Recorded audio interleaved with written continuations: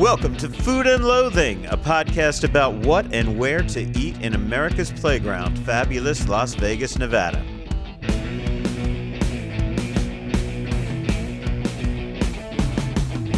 Happy holidays to everyone. We hope you had a fantastic Christmas or first nights of Hanukkah or any other holiday that is near and dear to your heart that occurs this time of year. Any birthdays, I'm happy for you people too. And wishing you worshiping, whatever it is. Oh, yeah. No, I don't know of any satanic holidays, but if you guys are having any, let me know. I'll send you a card.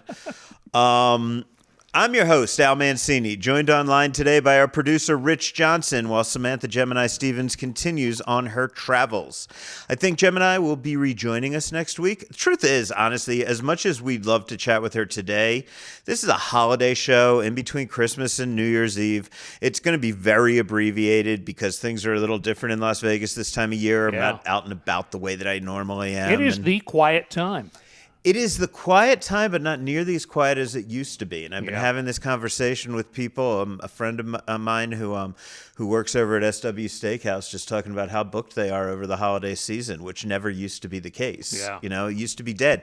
Restaurants used to go dark, but they're still not doing media events and that kind of stuff this time of year. This is the one time all those PR folks can actually take off. Yeah, they take some time off. So we do have one amazing interview for you as I sat down with celebrity chef Michael Mina just a few hours before the grand opening of his latest Bourbon Steak in the Four Seasons Hotel at Mandalay Bay. That is a place, there's one in Seattle, and I remember a year and a half ago for my birthday, you were kind enough to drop a line to somebody who talked to somebody else, and I had a manager of that place right in downtown Seattle who was wonderful to our party of about 8. Bourbon Steak's an amazing chain. They've never had one in Las Vegas before. Of course, they've always had a strip steak in Las Vegas. Yeah. And this is what's going to be interesting is there's Bourbon Steak downstairs in the Four Seasons, and that is downstairs in the same building as Mandalay Bay, where Strip Steak is located. Yeah. So you've got 2 Michael Mina steakhouses in that building.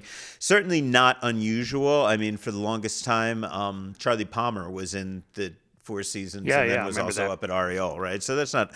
Anyway, so I sat down... Mina is to MGM as Ramsey is to Caesars. Yeah, definitely. So I sat down with Chef Michael Mina. That was fantastic.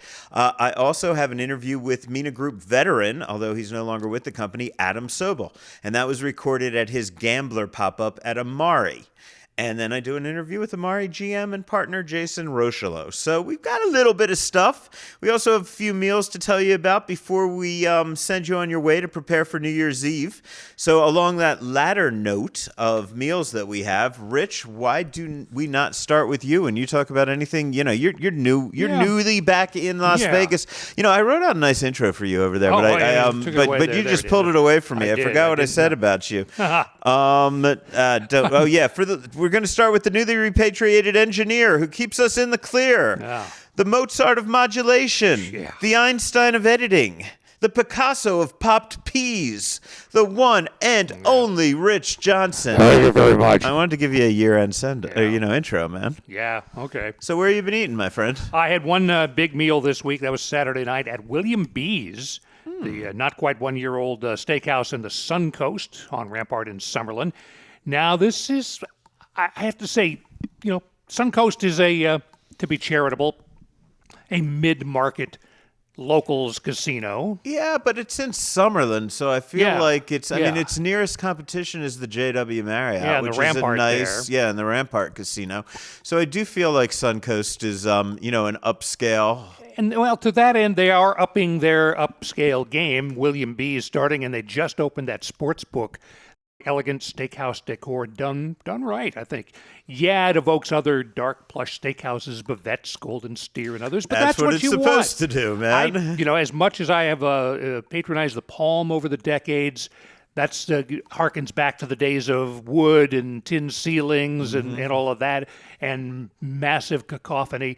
My preference is plush, dark, reasonably quiet, And this ticks those boxes. Cool. You're going to love Bourbon Steak then, too. Oh, yeah. Steaks range from about $58 for an 8-ounce filet to $180 for a 42-ounce bone-in tomahawk. $58. Yeah. You get a steak for $58 and, well, you'd never touch that on the Strip. Yeah, I'll tell you, I exactly. don't think you're going to see a steak anywhere yeah. close to that on the Strip. So I opted for the special that night, which was the 12-ounce Wagyu rib cap. Fantastic. Very rich, though. I could not even begin to finish it, and I just had the rest for lunch here as we record. Wagyu, it's known for fat. Yeah, there's plenty of fat on that thing. Also had the leftover mushrooms and the cream spinach. Word about the mushrooms. It comes in sort of a lemon butter. I didn't get a lot of lemon, which is a good thing. One of the problems I have with mushrooms at steakhouses sometimes is they bathe them in like a marsala sauce or some other red wine thing, and that obscures the shrooms. Right. This is not the case here. Just right. Cream spinach was fine enough. I finished it today. I'll try another side if I go for another trip. Okay. Before dinner, a charcuterie board at the bar. A very nice charcuterie board, especially at the happy hour price of $15. Can't beat that, man. So you yeah. had meat and cheese both on that? Meat and cheese and nuts and olives and honey and what else was on there? I got to tell you about one of the cheeses, though. Oh, happy hour 4 to 6. Okay. $24 usually for that, which is not bad for that plate. It was very generous. 15 is fantastic. You gotta bargain love there, that. Yeah. Standout on the plate was something I had never seen: black lemon Gouda. I don't think I've seen that as well Yeah. either, man. That's I interesting. mean, it looks like, C4 or something that you'd see in an action movie being packed Really? into some bridge they're going to So blow up. it's actually black cheese? It is actually black cheese Yeah, I done don't know with that some I've seen charcoal. A company called Amari makes it. It's a Dutch company because that's where Gouda's from, the Netherlands. Solid black. Oh, I know. I ate a lot of Gouda when I was in the Netherlands. Yeah, beautiful, though, double cream cheese. Just a bit more than a hint of lemon. Present, but not overwhelming. I actually looked up the ingredients.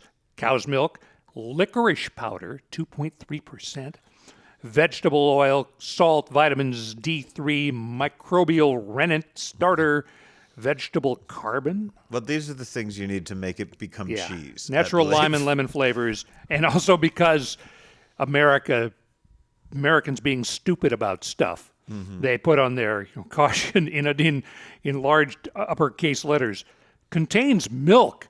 Yeah, your cheese contains milk. You What gotta a watch shock. that, you Oh, lactose my intolerant. God, yeah. Well, they're going to see it. It's black. They may not know what the hell's That's going true, on yeah. up there. A lot of online cheese shops sell this stuff. Well, I found one local retailer, Henderson Cheese Company. You familiar with them? I'm not familiar with them. Yeah. I'd be curious whether Cured Way and MGP Specialty Foods carries it. Yeah, Michael, if you're listening, let me know. Yeah. I would go down there, except I give them points off for using the phrase totally unique in describing the unique. cheese. No, there's no such thing as totally unique, more unique, anything like that. Unique stands alone, no adjective. Thus Yes. endeth the lesson. Rest of my week, made a gallon of not too hot chili, half ground beef, half ground pork, onions, peppers, garlic, diced tomatoes, a bottle of Shiner Bock in there, and some chipotle chilies. Not as hot as I usually make it, but that's okay. I can fix that if I feel like it. Yeah, presentation. I got about 6 portions in the freezer.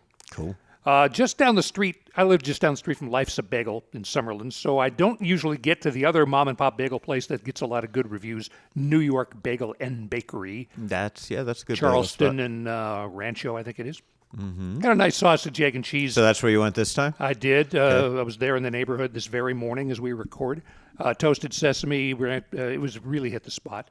A shout out to my girl Aurora at PT's Ranch on Durango at Hey, Sunset. Aurora, how you doing, girl? She was Miss you. Took her. Oh yeah, you know her. I know Aurora, Yeah. The absolute consummate Midwesterner with that accent. yeah.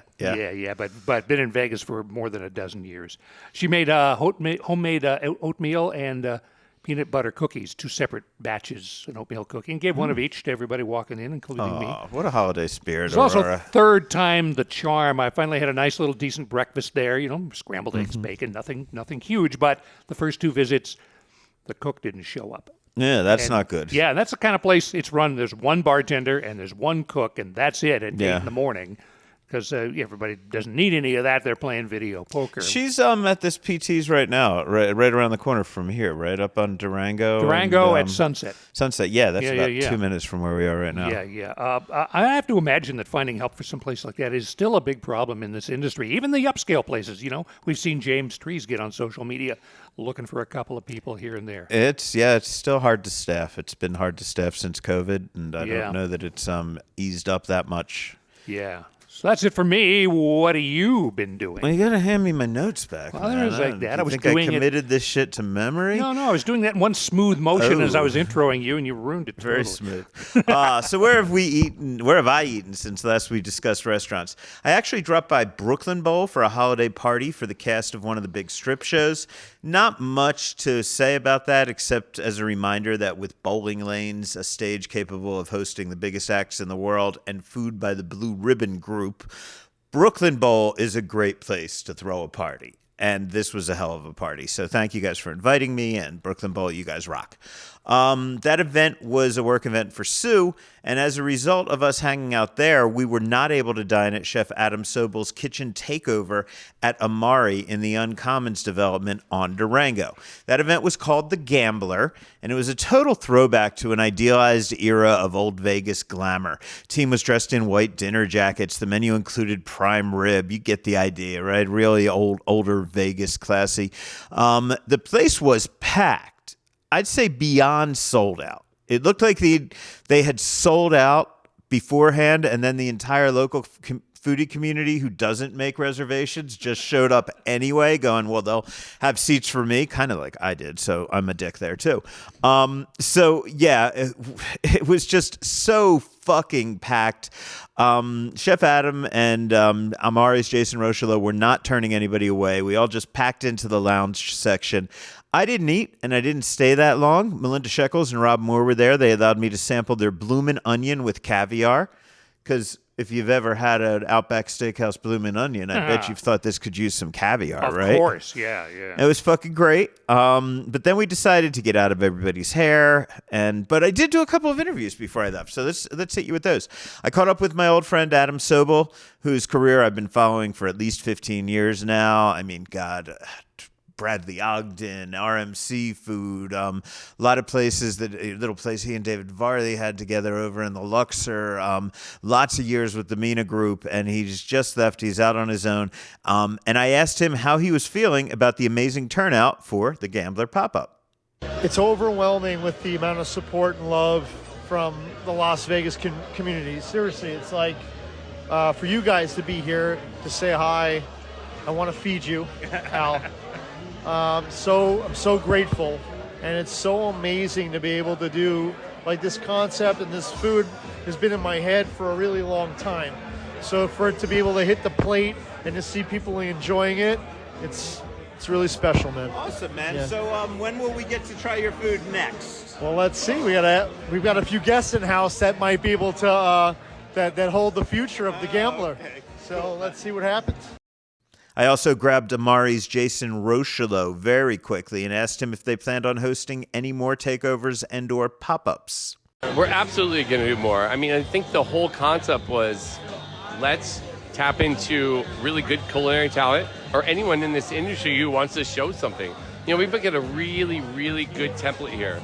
We got a great base and foundation to build off of, and we're very flexible. You know, I mean, Vegas it's an emerging and growing city in this industry, and, you know, casinos dominate, right? But off the ship, there's not a lot of people trying and pushing that hard in terms of creating something new every time. This was a complete remodel of our attitude, of our music, of the style of food. We retransported the kitchen. We brought in new people. It's been amazing. So yes, we're going to keep doing that. We have 3 more chefs for next year. So we have Q1, 2, and 3 already booked. You're allowed to tell me who any of them are? No. Cool, man. Well, congratulations on tonight. No. With all due respect, that's part of the fun of it. You got to wait to see who's next. Okay, a lot of Golden Knights games for me. I've been going to a lot these days, but the one I didn't have tickets for, so we went over to the Durango Resort to watch. That was against Vancouver. So that was great. I mean, if you haven't been to the George in Durango, it's one of my favorite places to watch a game. I mean, set up like a total modern. So the sports book is down on the floor, and then the George kind of wraps around it. So it's raised above and behind it, goes all the way around to the side, and then the George has its own entire outside patio as well. They do movies out there. They do all kinds of shit. It is a fantastic place to watch the game because there's a million screens. You can see any game you want. I did a flatbread that was very good. We did some cheesesteak egg rolls, which, if you do those right, they're always fantastic, and these guys did them right. A salmon salad, some French onion soups, a hummus duo, some bread pudding a la mode. All in all, a really good time was had by all. And hey, say hi, Claudine. Thanks for coming out for me on that one. With me. I can't talk today. I'm really... It's the holidays. I know. Not really need I feel like to. I should be drunk, but I'm not. I'm just tired. Yeah. Happy birthday to Bordeaux Bob Cranston. We had a great birthday dinner at Main Street Provisions, which, of course, is a fantastic restaurant down on Main Street. It's Kim Owens' place. She's the owner, obviously, not the chef. They've been through a few chefs. We had a nice discussion about this while we were there because they've had some really great chefs, and they continue to have a really great chef in Main Street Provisions. But, it's one of those restaurants where the owner, and who's always in the house, who's always in the front of the house welcoming people, where it's really Kim's restaurant. It feels like it's Kim's restaurant, and she's fantastic. The days of the maitre d', the host, in this case the owner, which means the chef doesn't have to come out and do all that and waste time when he should be at the pass making sure everything's great. Exactly. Yeah, the old days, the old classic ways to do that. So that was really cool. A lot of dishes for Bob's birthday meal menu, some tuna crudo, Caesar salad with pumpernickel croutons, fantastic roasted Spanish octopus. If you haven't had this at Main Street Provisions, go over, give it a go. It's absolutely unbelievable. Roasted chicken with some parsnip puree and some cranberry tarts for dessert. So I think that's about what I did. And I guess before we take a break and play my Michael Mina interview, I should tell you about my bites at the bar at Bourbon Steak. Sue and I dropped in before going to the Fortress to watch the Knights crush the Kraken. We sat at the bar. We ordered some of those famous duck fat fries, and I won't tell you about those in a sec. I'll tell you now. So the duck fat fries are interesting because you're going to hear Michael Mina talk about them, and we talk about them being an amuse-bouche, right? So you may be a little surprised if you sit at the bar. There is a price on them. I think it's still $12. These have always been an amuse-bouche that they give you upstairs at Strip Steak. I think you had them when you had Bourbon Steak in Seattle. Yeah. They're very much three types of fries, seasoned different ways with three different dipping sauces. A flight of fries. Yeah, they're really fantastic. So I was like, look, guys, I'm just curious. I'm happy to pay. And by the way, they ended up comping all my food. But I didn't know that at the time. Yeah. I'm like, I'll pay for them. I'm just wondering, are these? They're like, well, if you order dinner, then they're free. But if probably if you order expensive drinks, they're free as well, I would assume. But, you can't just go in there and just eat the fries at the bar. So be warned on that one, but really, really fucking good. So what else did we have? Oh, Gerald Chin's famous caviar Twinkie. And I remember this one that when he invented it, it was over at Strip Steak. And he posted it on social media, and I was there that night to eat it and to put some shit up on the RJ's page, I think, about it. It's really great. It's a cornbread Twinkie filled with some creme fraiche, and then topped with some great caviar. It ain't cheap. It's caviar. I think it was $55 on the menu, but caviar is caviar. I just like people who do interesting things with it. Topping not in the creme fraiche inside. No, the thing. just on the top. Okay. Yeah. What else did we have? We had some foie gras sliders. These are the only things, when the chef talks to me and says, do you have any feedback? In this case, all of my feedback was 100% positive with the one exception that I think the foie gras sliders could use slightly smaller buns because, a little bit of the bread can kind of overpower the beautiful foie gras. But they were just really, really good with some long strings of orange zest to give it that citrus They're really flavor. Sliders as in an inch or two in diameter. Yeah. Chopped. Okay. Yeah. Not these things that are really burgers that pass as sliders on some app menus. No. And they were fantastic. Also, bacon wrapped scallops, which came with cranberry, turnip, Marcona almond, and foie gras cream. Or I don't know if it was more of a spuma or a cream, but it was very, very good. You got to love a chef that's willing to take those old overdone, they've been done everywhere, you've had them a million times, but we all love them dishes. And that's what bacon wrapped scallops are to me. And just breathe some new life into it. So bravo, Chef Gerald Chin. By the way, this is all coming from Chef Gerald Chin. He's the guy that is in the kitchen right now, day to day. Chef Mina is there, of course, right? But Chef Gerald does a lot of their openings. He's a chef's chef. Everybody I know in this town who's a chef respects the shit out of this guy. He is not going to be their full-time permanent chef. And he told me that when they do announce who the full-time permanent chef is, it's going to be big news. So I'm excited about that, but I won't tease any more on that. What other dishes did Chef Gerald send out? Some persimmon raviolis. And ravioli is kind of a loose term. Imagine if you had like a little pasta sheet top and a little pasta sheet bottom and then all the things on the inside, but they weren't really crimped around, you know what I mean? So you could dissect them if you wanted to. But they had stracciatella cheese, basil, pistachio, pomegranate, yuzu vinaigrette, all fucking fantastic. That's on the appetizers menu from the dinner menu. Check it out. I shall. Someday, when I can afford it. Coming up in our abbreviated holiday edition, Food and Loathing, Al's interview with Chef Michael Mina.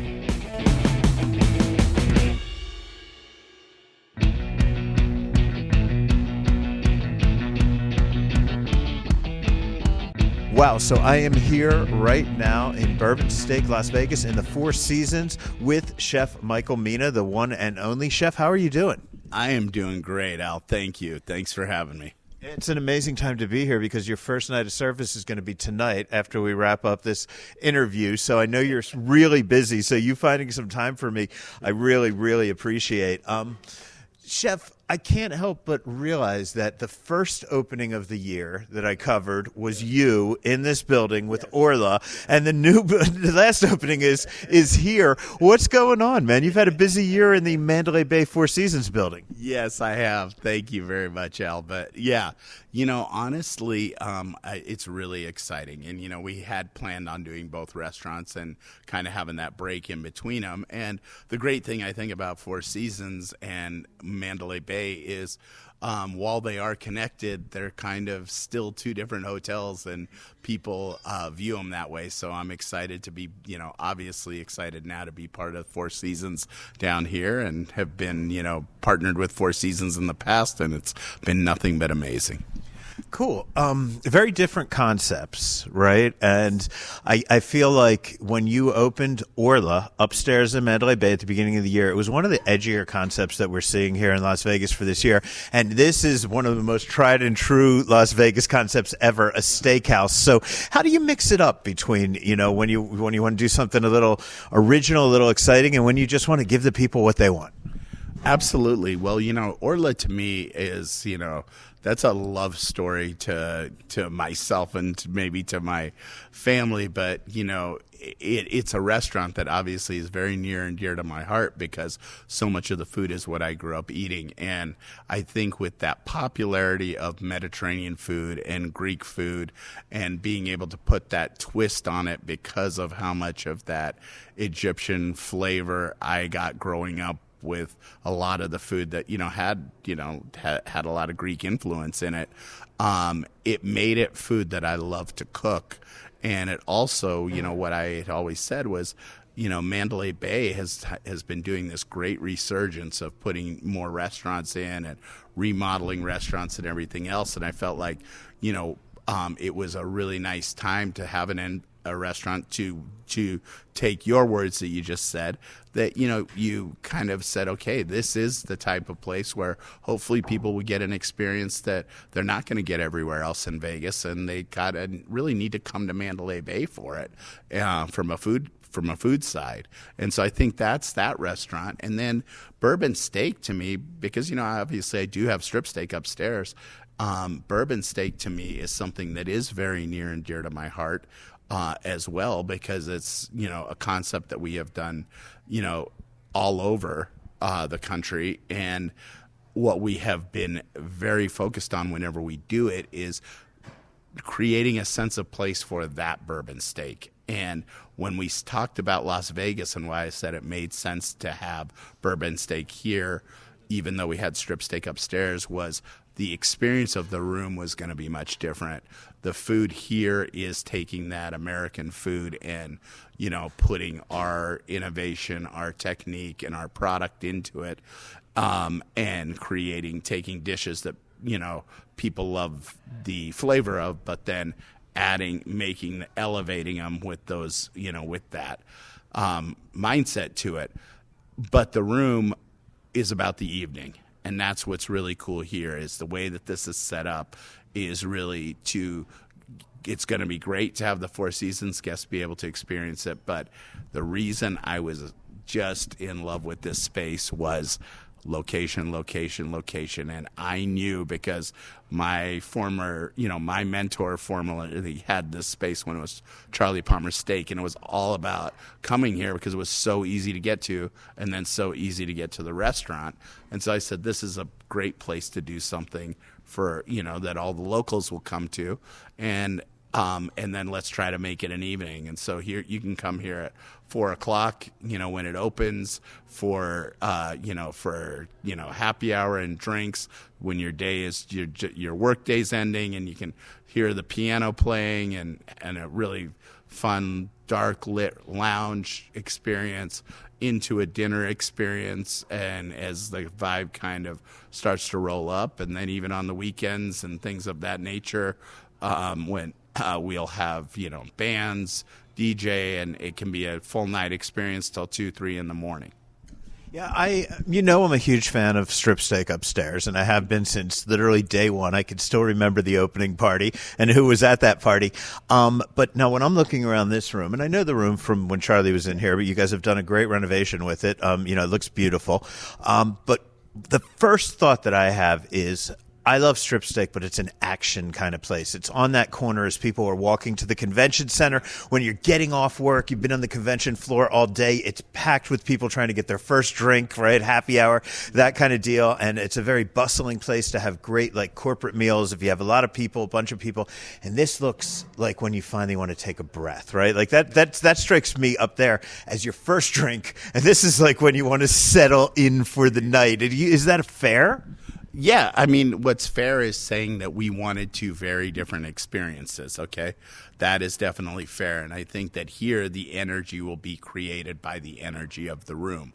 Where the doors are closed, the room is dark, the music and vibe will grow as the night grows, and this will go till, like I said, till 2 in the morning. So I think the energy will get created within the walls, whereas there you have a room that's drawing energy from the inside and outside, whereas here it's going to be I think the energy will be really strong, but it'll be within the room, and it'll kind of be more about the flow of the evening here. Whereas strip steak, kind of everything from lighting and sound almost gets started right away and goes that way to the end of the night. Also, I think that nighttime entertainment, that restaurant is not. This restaurant will be set up for nighttime entertainment that rolls after dinner service is over. And that's another difference. Yeah, and that makes more sense given the location as well and the way that it's, not right on a casino floor and all that kind of stuff. Okay, let's talk about we've talked about the differences in the ambiance, but I don't want to obsess just on strip steak, but it is, to me, because people love that and it's such a popular Las Vegas restaurant, I do want to talk about the differences. So with regard to the steak, that place is known upstairs for the butter poaching of the steaks. Is it the same technique down here? Are you doing different techniques? Are you using different cuts of beef? How similar are the steaks? The technique does not change throughout all 36 restaurants. You have a steak in our restaurant, it's going to have, when you find something that you're very happy with, like the slow butter poaching into the grilling, that's going to happen down here as well. Yes, different cuts of meat, and some different preparation, a lot more table side here because of what you said before, based on the room. The tables are a little bit more spread out here, which also gives us the ability to do more table side. And so fun things like here we're doing the salt baked, hay smoked, bourbon rub tomahawk, right? And that's done at the table. It's, cracked, the salt bakes cracked at the table. You've got the burnt hay in there, and you've got the flambe of the bourbon. So there's probably 7 or 8 tableside dishes here that will be done. Overall with the food here, we pay a lot of homage. Almost every dish on the menu pays homage to classic steakhouse dishes. So a hearts of palm salad, you're not going to find that upstairs. The spinach souffle, cream spinach souffle, which pays homage to cream spinach. So we take a lot of the classic steakhouse dishes and put, some of that innovation and technique into them. Bacon wrapped scallops, and then we do it with a foie emulsion. And right now, based on seasonality, we're doing it with cranberry butter. So things of that nature here, whereas strip steak, definitely we focus in more on that, taking that American steakhouse and maybe, if anything, a little bit of global, but definitely some Asian flair and some of the global flair to that. Whereas here it's much more about we have French onion soup here and things of that nature. And yet I looked at the menu and I saw some things I had to ask you about because they are not classic traditional. Number one, thank God you brought back the caviar Twinkie, right? Because the caviar Twinkie was one of my favorites up at Strip Steak. You took that away. I was in there the first day Gerald made it, man. I saw him posted on social media. So I love that. But beyond going to the caviar Twinkie, I see pastrami spiced Wagyu short rib and tuna foie poivre. So tell me a bit about those dishes, man. Okay. So caviar Twinkie. You know what? I'm going to rephrase. I'm going to take back my comment before that I said steakhouse classics, American classics. A Twinkie is an American classic. Okay, give me that one. And then we do a yuzu cream in it. Versus the trip, but we do the 3 little holes in the bottom of the Twinkie to stuff it with the yuzu cream. We want it to feel as original as possible, but it's a cornbread, so it will not last in a saran wrap for 15 years. It won't be after the nuclear war. I won't be able to get one of those. And so, so we did want to have fun with the caviar here because it is kind of a room in which you can have a little fun like that. And so, yes, the caviar Twinkie, the buttermilk, chive buttermilk pancake with caviar, the beignet with the lobster salad and caviar. So we wanted to have some fun there. Okay, now let's talk about pastrami, the seasoned beef there. So basically, that dish has that idea of, everyone loves a short rib, and everyone loves how a short rib melts in your mouth. And so we just wanted to kind of play around with the flavors.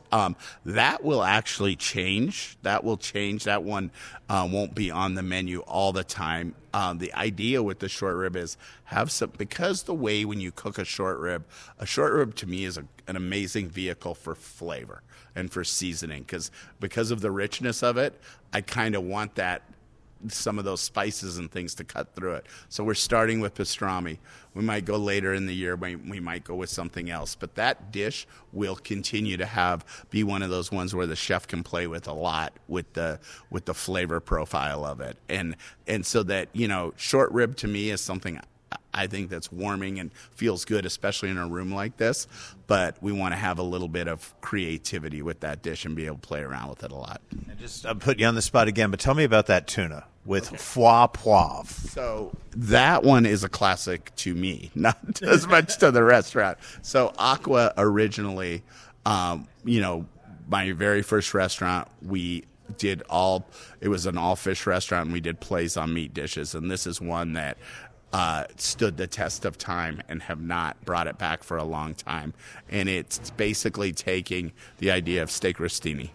And so instead of the filet, we use tuna. And so we were going to do a steak rostini, and I said, no, let's do this with tuna with foie gras as opposed to filet with foie gras and the spinach. And as opposed to the truffle sauce, we do the peppercorn sauce because the peppercorn goes great with the tuna. And there was the thing I remember. First time I have eaten, as you know, I've eaten at your restaurants in many cities, lots of different restaurants of yours. I've never eaten at a Bourbon Steak. So when my friends have come back from a Bourbon Steak, I remember them saying to me, "Oh my God, those duck fat fries." And I said, "Oh man, that was a strip steak thing, but the duck fat fries." So are they going to be here at Bourbon as well? Yes. They'll be at both restaurants. Look, the reality is there are a few items that are going to definitely cross over between the two restaurants because they're signatures of those restaurants. And the duck fat fry trio is, my favorite way to get the party started.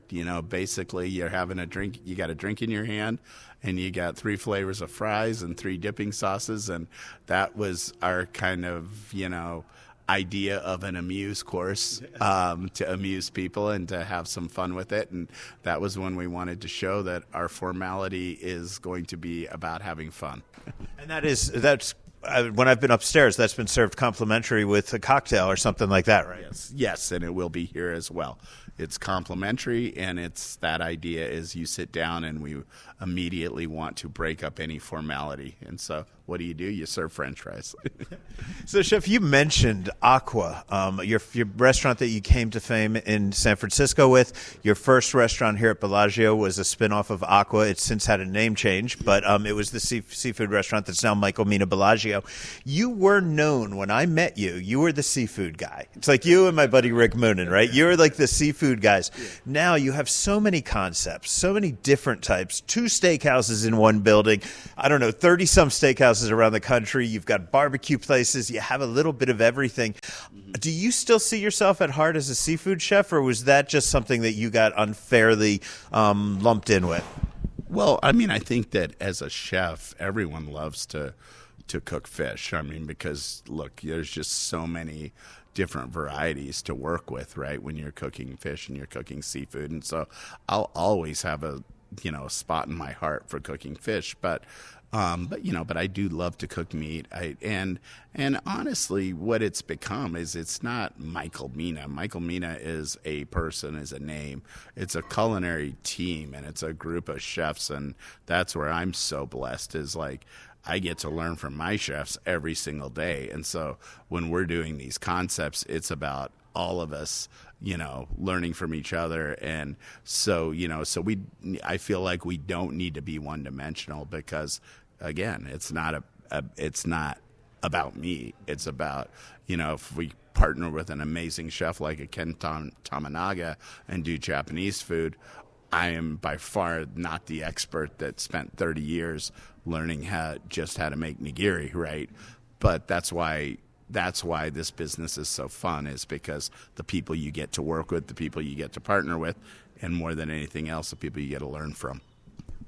I did the count today. This is, I believe, your 6th restaurant in Las Vegas. Am I correct on that? Okay. So I went over and looked to see how many Gordon Ramsay has. He has 6 in Las Vegas. To the best of my knowledge, that puts you guys now tied for the most. And I used to follow that for years. Who had more, Wolfgang Puck or Emeril Lagasse, right? And it was back and forth for the longest time. So now it's you and Chef Ramsay. I don't know if you were aware of that, but how do you feel about knowing that you're right up there tied for the most restaurants in Vegas? I live in Las Vegas, though. That's my mic drop. Okay, we will let it go with that. When you came here, 1998, did you ever imagine 6 restaurants in Vegas? You've had more than 6. You've had probably 10 concepts here over the years. No, absolutely not. I knew I was in love with it. I got to be honest, my first week of doing service here, I fell in love with Las Vegas. I was like, I couldn't believe how enjoyable it was. And Bellagio is a very, very special restaurant. It'll always be my baby. It will always be my favorite restaurant. There's just no way around it. It's just so many amazing things in my life happen because of that restaurant. But one of the most amazing things is you expedite in the dining room, and you've been there when I've been expediting, and nothing is funner than like it feels like you're in my kitchen, right? And so that to me made Las Vegas for me, because I got to see how how much fun everyone was having, how much, how happy we were making people, and it really drove that mindset to me of like, wow, I would love to do more here. And MGM has just been such an amazing partner. I mean, they have believed in me. I mean, I've had, from Bill Hornbuckle to Ari Castrati to the whole, Corey Sanders, everybody in MGM has constantly given me these opportunities to do more, which, it's hard for when there's so many chefs out there. I, really am thankful to them for always believing in me. You've been in Vegas for over a quarter of a century, and as I just stated, some restaurants have been replaced. You've reconcepted spaces. You've taken things away.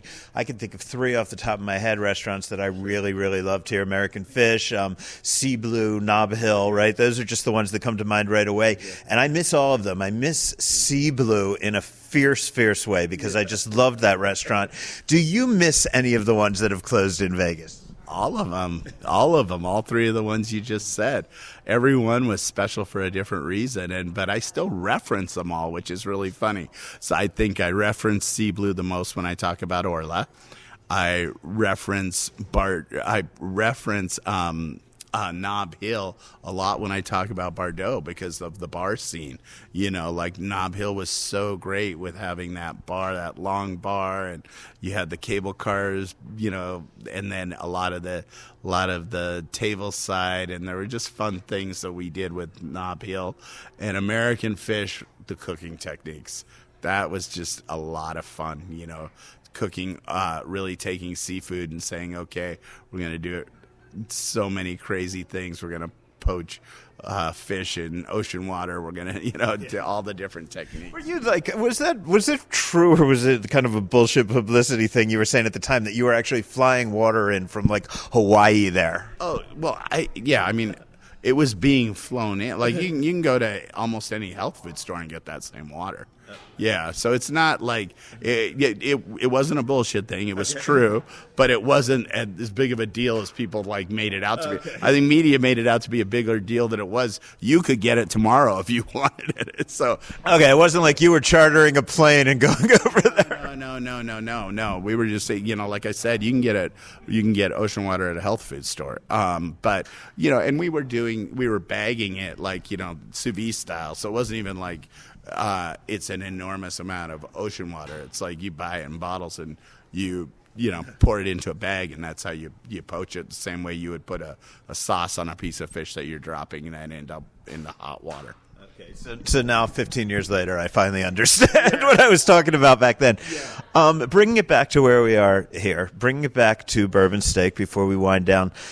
I often say to people that Las Vegas probably has 25 steakhouses that would be top 5 in any other city. Mm-hmm. And it's hard to stand out as a steakhouse in Las Vegas. People are obsessed with the cuts of beef. People know everything about aging. They know there's all sorts of stuff. How do you make a steakhouse stand out in what may be the most densely packed 3 miles of amazing steakhouses, the Las Vegas Strip, in the world?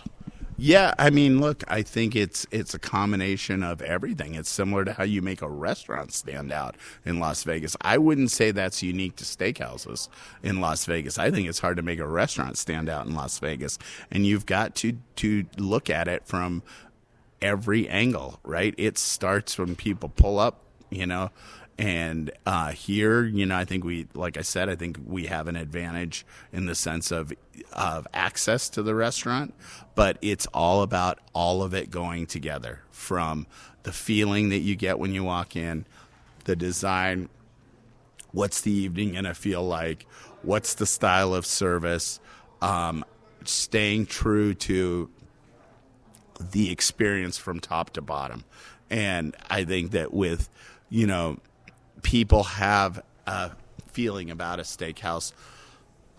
There's a nostalgia to a steakhouse of, seeing, having that ice cold martini or that bourbon or whatever that is, and all the way to the, to the service, to some of that a little bit more flamboyant service, to, knowing that you're going to walk away full.